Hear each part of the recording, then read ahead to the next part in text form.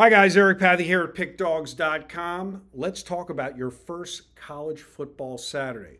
A lot of people ask me, what do I do on a Saturday? Do I watch games? Absolutely not. I watch screens. This is an odds screen, and this is all I look at. And if I'm playing a halftime wager or I'm playing an in-game live wager, and my groups that are following these games, they don't need to watch these games on TV. They just need to look at the screens.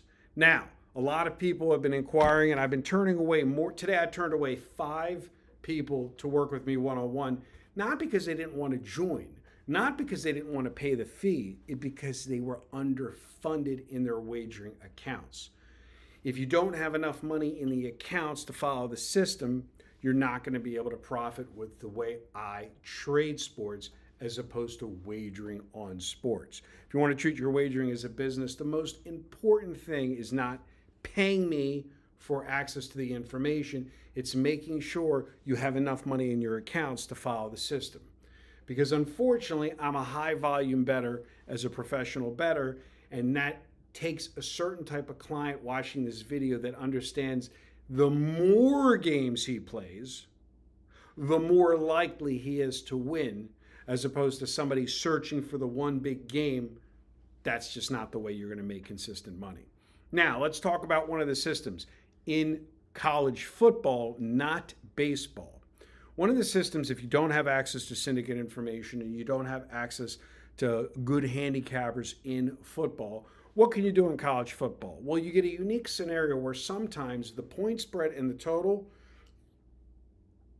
are almost the same. The total, if the point spread is 50% of the total or around there, you always want to bet the over. You're going to get value. So let's take an example. Michigan at 7:30 Eastern Standard Time opened up at 22 and 48.5. That was the opening number weeks ago. 22 and 48.5. Now it's 21 and 45.5. 21 multiplied by 2 is what? 44. 45.5. So literally the point spread is 50% of the total. So what is the line maker making a hypothesis on? He's saying to you that he expects Michigan to cover, and not only cover, shut out Fresno State Bulldogs. The only way that game stays under. Now, of course, Michigan can score 60, but the hypothesis is Michigan will win 21-0, 28-0, 35-0. The other team won't score, and it will stay under the total. So if you don't have any access to information and you have a point spread that's basically 50% of the total, auto bet the over and fade the early line move. The line opened up at 48. It's now down to 45.5. You're going to actually get value flipping that wager to over 45.5 as your complimentary selection.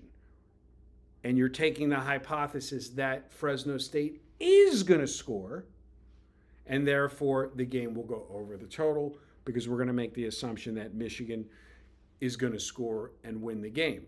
But let's not forget, Appalachian State upset against Michigan. Anything is possible with Michigan. We've all seen it a million times. And I remember that Appalachian State game like it was yesterday. So Fresno State could win the game outright, getting 21. That's college football for you. Take over the total of 45.5, 702-769-0404 to join. Let's make sure you have a minimum of 10, 20, 30, 40, 50,000 in capital to trade sports in order to work with me one-on-one. If not, head on over to PickDawgz and purchase plays from the top premium cappers online. Good day and good luck.